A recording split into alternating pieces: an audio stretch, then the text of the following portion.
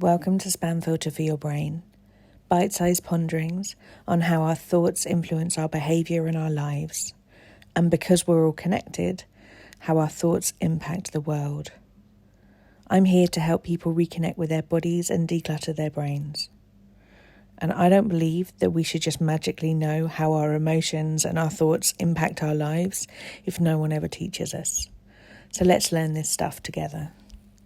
This week's podcast is a little reminder of something that I'm sure you know, but I bet you've often forgotten, especially when it comes to yourself.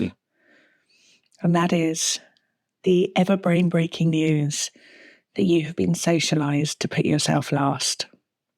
You've been socialised, especially if you have been socialised as a woman, to put food last, to put your health last, to put your romantic needs last, to make sure that everybody else in your work environment is all right before you get onto your workload, and maybe even take some things off other people's plates just to make sure that everything is going smoothly.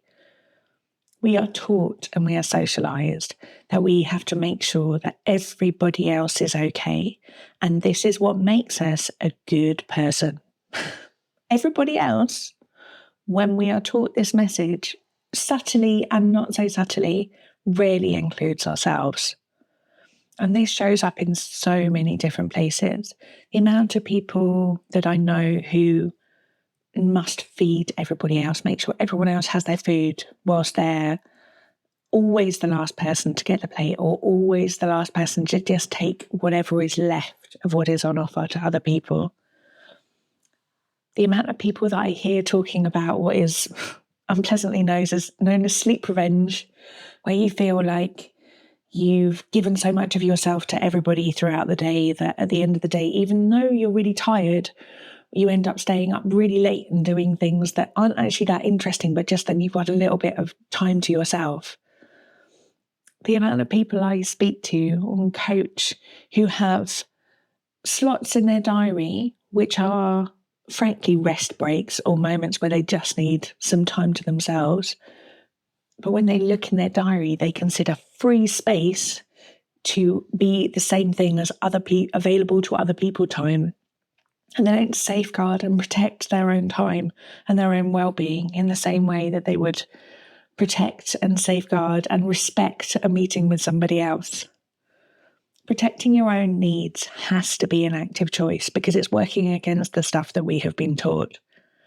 If we want to disentangle our moral whip that we have been handed in this lifetime to regard anything that is in looking at our own self-care or our own self-worth or prioritising ourselves as selfish, even the word selfish is seen as a bad thing.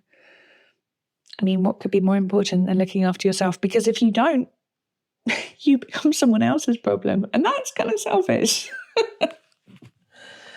Taking this idea of looking after ourselves as being just as important as any other human can be so much of more of a gentle step, rather than feeling like you need to put yourself above everybody else, which I think people think is the general.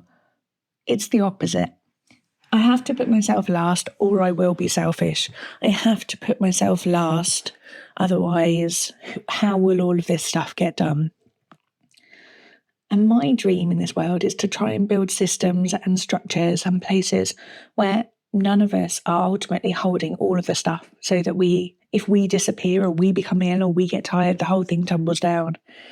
Ideally, what we want to be doing is trying to create structures and systems and environments around us where everybody holds a little bit of the weight.